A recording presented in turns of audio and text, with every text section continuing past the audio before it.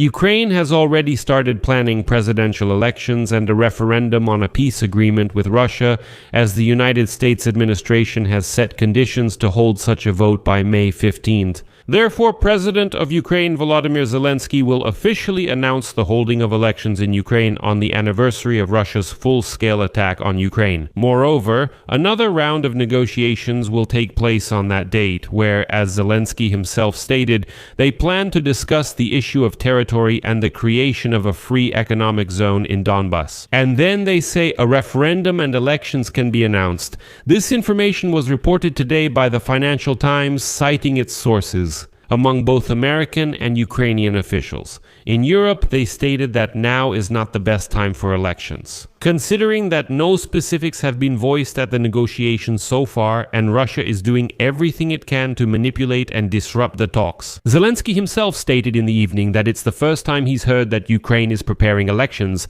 and said that all of this is a complete lie. But meanwhile, in the Verkhovna Rada of Ukraine, a working group is once again gathering to develop electoral legislation under wartime conditions. So, is Zelensky preparing elections and a referendum, or is this just another baseless rumor? Let's figure this out. My name is Alexei Pichi. Let's discuss this topic together. But before we start, I ask you to subscribe to the channel, like the video, leave any comment under this video, and subscribe to my Telegram channel, Pichi News. The link is in the description of this video. There we post breaking news as it comes in, and of course announcements of new episodes here on YouTube. So, today the British newspaper Financial Times reported that Ukraine, under pressure from the administration of United States President Donald Trump, has started planning presidential elections and a referendum on a peace agreement with Russia by May 15th of this year. Supposedly, if there are no elections, the United States will refuse to provide security guarantees. But at the same time, the office of the Ukrainian president stated that elections can only take place if their security is guaranteed. And here, according to sources from the Financial Times, to announce a plan to hold presidential elections and a referendum on February 24, that is, on the 4th anniversary of Russia's full-scale invasion. Such an announcement would supposedly give the Americans a guarantee that they can be sure that after providing security guarantees to Ukraine, Zelensky will not be able to refuse to hold elections and a referendum on the peace plan, which includes territorial concessions. Sources for the Financial Times report that Donald Trump's administration insists the elections be conducted properly, aiming to complete Ukraine-Russia peace talks by this spring. By the way, last Friday, Volodymyr Zelensky himself also mentioned that the United States is proposing to end the war before the beginning of summer. And it's worth noting here that holding elections in Ukraine was one of Moscow's initial demands in its negotiations with the new United States administration. Thus, Moscow expects that holding elections during wartime will further stabilize Ukraine from within. But it's important to note right away that the plan to hold elections and a referendum by May 15 is unlikely to be realized, since it depends on too many factors, including whether the Russian dictator Vladimir Putin will agree to sign a peace agreement. But in recent days, Russia has been shouting even louder that if Ukraine does not agree to its demands, it will seize the territory of Donbas by force. By the way, that's exactly what Russia continues to do, slowly and with huge losses. As a condition for a peace agreement, Russia is demanding, among other things, that Ukraine hand over the remaining part of Donetsk region. Kyiv has so far firmly refused to do this. But Ukraine has also made it clear to the Trump administration that despite all the problems associated with holding elections during wartime, Ukraine is ready to act very quickly. But again, only if there are security guarantees. And by the evening of February 11, Zelensky himself denied the information about the alleged plans to announce elections and a referendum on Ukraine's territorial integrity on February 24.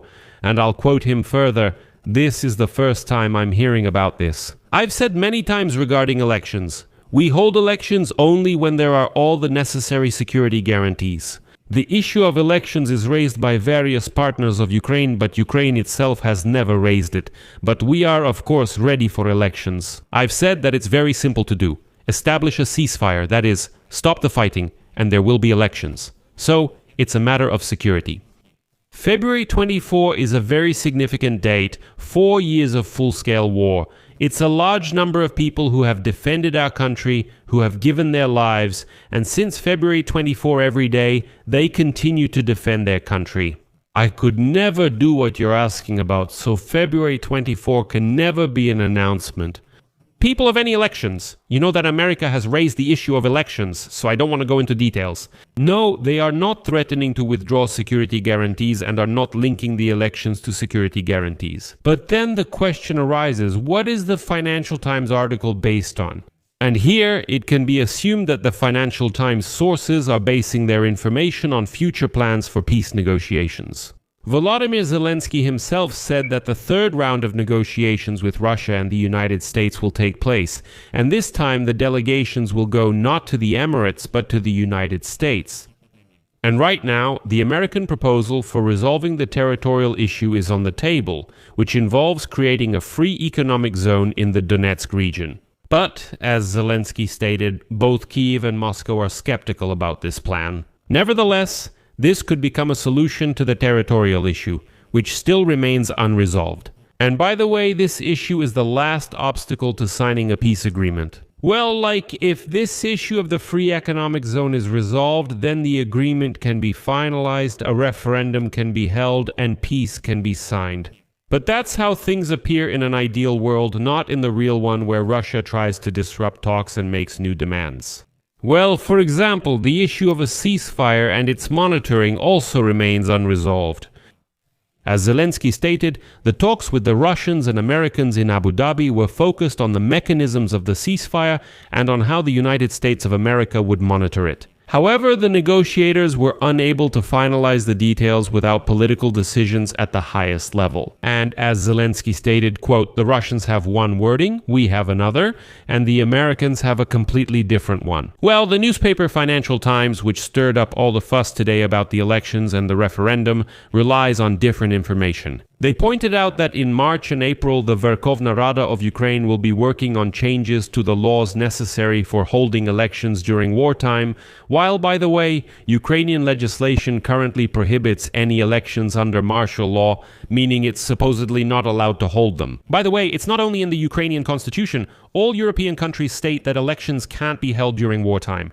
And now the Verkhovna Rada is working on legislation to make this a reality. And now the Financial Times is kind of hinting that this is a sign of preparations for elections. But even if the Ukrainian parliament lifts the ban on holding elections during wartime, it will still be very difficult to hold full-fledged elections. Considering that, for example, hundreds of thousands of Ukrainian soldiers are at the front and millions of Ukrainian refugees are abroad, and if it's easier to solve the issue with refugees, like setting up polling stations all over Europe, in Canada, in America, basically wherever there are Ukrainians, then how can you ensure voting for soldiers on the front lines? I believe that in this situation they are the main voters. These are the people who are defending Ukraine, giving their health and lives for Ukraine. Therefore, holding elections without the participation of the military would look, to put it mildly, strange. And at the end, I will give you one very important detail. In the working group of the Verkhovna Rada of Ukraine, which is supposed to develop election legislation, this has not been publicly announced. It is acknowledged that representatives of all political forces agree that the earliest possible time to hold elections that could be called transparent and democratic is still uncertain. That is 6 months after a complete ceasefire and the end of martial law.